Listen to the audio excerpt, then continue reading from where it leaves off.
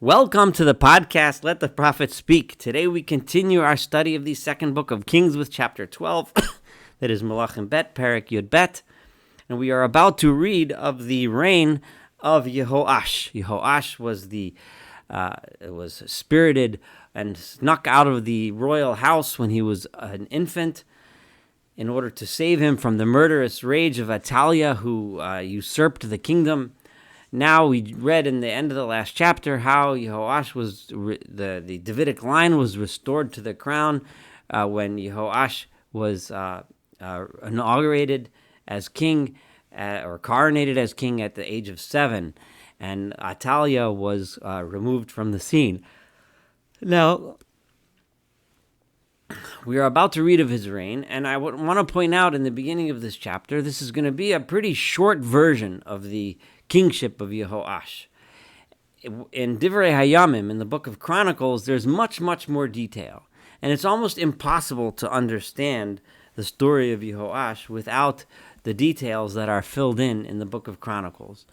However, I'm going to try to stay away from bringing in all of the events of Chronicles for a reason, because for some reason, the writer of the book of Kings chose to summarize Yehoash's kingdom in this way, in a very short up and down kind of method, which you'll understand in a moment as we read it. And I think there's a reason why it was written that way, and I want myself, and I want those that are learning and studying with me to get that sense, without filling in all the details, to get the sense of the point that the writer of Malachim is trying to make. So, Ben Sheva Shanim Yehoash b'Malcho, that's the first verse. Yehoash was 7 years old when he became king. Bishnas Sheva li Yehu, and that happened to be in the 7th year of Yehu, who we read about plenty in the past few chapters. But it was in his 7th year, because remember the verses constantly go back and forth how to match up the Judean kings with the Israelite kings. Malach Yehoash, that's when Yehoash became king in the 7th year of Yehu's reign. V'arboim shana malach b'Yerushalayim. He ruled, a total of 40 years. V'shem imo, and his mother's name.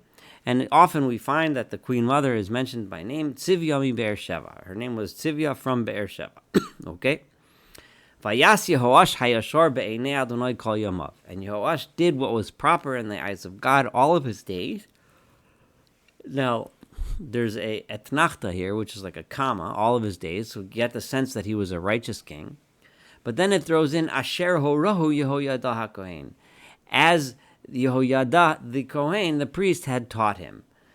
Now, we know from Divrei Hayamim, and I'm going to break my promise here and bring details, that Yehoash wasn't such a great king his entire life, and in the middle of his life he took a turn for the worse, which leads many of the commentaries to say that this verse is really hinting Yehoash did what was proper as long as Yehoyada the Kohen was teaching him, right? Even though that's not the simple meaning of the verse, but to say that Yehoash, as long as he was under the guidance of Yehoyada the Kohen, Yehoash did what was proper. But here, the simple meaning of the verse would lead one to believe that Yehoash was faithful to God throughout his entire career. Rak habamos lo saro, but despite the fact that he did what was yashar b'einei Hashem, what was proper in the eyes of God, he did not take away the bamot. The bamot are the altars, right, that were outside of the temple, that are prohibited by the Torah, because the Torah says we're only allowed to bring sacrifices in the temple itself, and altars to bring sacrifices should not be anywhere else. He did not remove them. That during his reign, the people were still bringing sacrifices and incense upon the bamot, upon these altars. So he wasn't perfect, right? There was a problem. Now remember, Yehoash was one who was raised within the temple. If anything, you would imagine that he would be the person who would have special reverence for the temple, having been raised in the temple and being raised by the high priest himself. But he still allowed the people to be mizabeach, to bring sacrifices there. So this is the only point in this chapter where the Navi specifically points out what Yehoash's flaw was. His respect to the temple wasn't quite what you would think it should have been.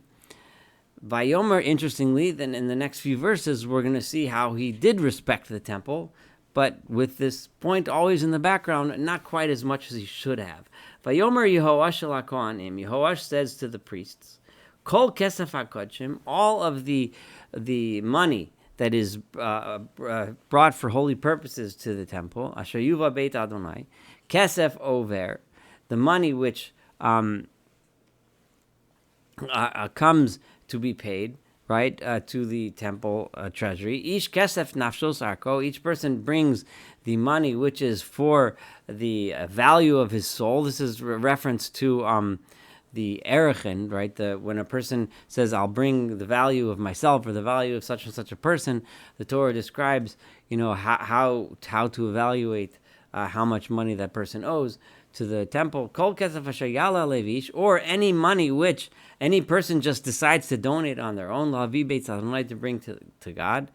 So he set up the system. He said, Yikhu lahem hakohanim, the priests themselves should take this money. Ish me'is makaro, each person should take it from the person who he recognizes, who he knows. In other words, instead of having a system where everyone brings the money to the temple and then a temple treasury decides how to make this work, each priest should go and raise these funds and collect these funds from those people that he knows. And they will use these funds to strengthen the maintenance of the house, of the temple itself. Everywhere where they finds to be something that requires fixing. So this is a very decentralized system that Yehoash puts into place, a system that is ripe for corruption, which we will see in a minute becomes the problem. Now, the question is why he would set a system up like this, and one interesting explanation that I've seen passed around is the idea that if people collect money from those they know, they're more likely to raise more money. That's a way of raising more funds. When you want to raise money in a community, you send out people that are well known, that are well liked. You send them out to talk to their friends, and to build up acquaintances and raise funds that way. So that would be part of his thought process. So Vayihi b'shnas esrim v'shalosh shana lemelech Yehoash. But then it came to be at the 23rd year of Yehoash's reign. Lo chizku hakohanim et perek habayis. The Kohanim were not involved in fixing the house. These funds were not being used in order to fix the house. Now, was it because they weren't diligent in raising the funds in the first place? Was it because they were taking funds and keeping it for themselves? It's not written clearly, but one clearly sees that Yehoash assumed that this was because of corruption, and may, of course, have been the case, because such a system is definitely ripe for corruption. So Vayikra HaMelech Yehoash leYehoyada HaKohen v'LaKohanim. So the king Yehoash calls to Yehoyada the Kohen, Yehoyada meaning the one who had raised him, the high priest, and to all of the Kohanim and the other priests. And he says, Madua einchem mechazkim et perek habayis. Why are you not fixing up the house? One definitely senses some suspicion here, right? Why are you fixing the house? What are you doing with all that money? Viata, you know what? Now, no longer let's do this. I'll tikku kesef meis makarechem. Stop raising money from the people that you know. Ki leveda kabayis titnu, right? I want the money to go to the beda kabayit. Here, he's even more clearly leveling an accusation at the priests, saying, because I want the money to go to the beda kabayis. In other words, now when you are taking it from your friends, the money is not going to the beda kabayis, but rather it seems to be going into your pockets, right? So Vayosu HaKohanim, the Kohanim immediately agreed, Levilti kechat kesef me'esam, not to take money from the people any longer, Ulevilti chazek et perek habayis, and to no longer be responsible for fixing the house, fixing the temple. So the Kohanim agreed. It's very possible that they agreed because not everyone was corrupt. Some people were corrupt, and the Kohanim as a group realized that this system should not go on. The system of purchasing favors and keeping money for themselves, etc., is not a good system.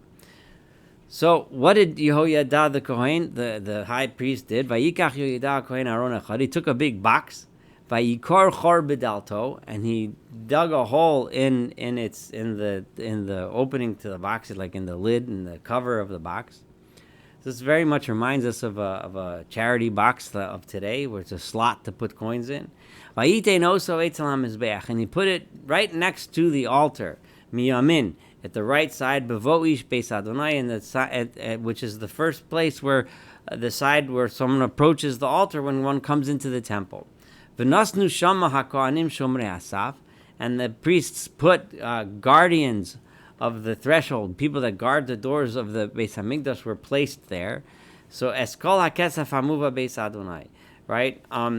And that's where the Kohanim placed all of the money that was brought into the temple. So it was in a public place, so there's minimal suspicion for corruption. If someone wanted to steal, it would be very difficult to do it without getting caught. It's guarded, it's in a public place, and the money is put in safekeeping into this box. And what did the system do? Vayikir osam, and when they saw kirava kesef baron, that there was a lot of money in the box and it was full.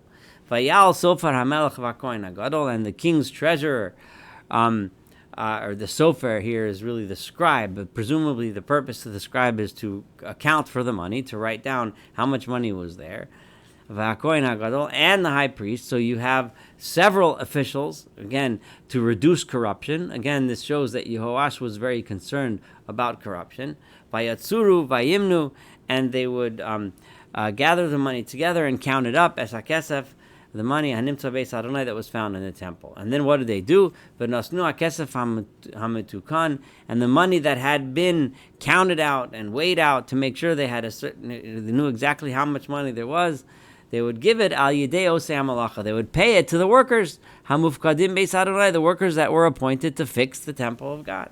Vayotziu l'chorashei ha'etz, and they would expend this money to pay the carpenters, v'labonim, and the builders, ha'osim beis Adonai, who would be the ones who were fixing and building the house of God, v'lagodrim, and to those that lay out the walls or the fences, v'lachot tzvei even, and the stone cutters, v'liknos eitzim, and to buy new wood, v'avnei machzev, and to buy quarried cut stones, l'chazek et betek beis Adonai, to fix up, to strengthen the places of the house of God which had been broken down, and everything that needed to be spent on the house of God to make it strong. Ach lo ye'aseh beis Adonai sipos kesef mizamros mizorkos chatzotzros. However, none of these bowls were used. None of the silver was used to make bowls, and snuffers are things that are used to put out flames, and trumpets. Kol kli zahav, or any vessel of gold, ukli kesef, or any vessel made of silver, min hakesef hamuva beis Adonai. None of that was used by this money that was brought. Rather, kilo osei hamalacha yitnuhu, it was used. This money was used to pay the workers, v'chizkuvo beis Adonai, so they can go ahead and build the house of God and fix it. V'lo yichashu es ha'anashim asher yidnu es hakesef al yadam, and they did not have to, the money that was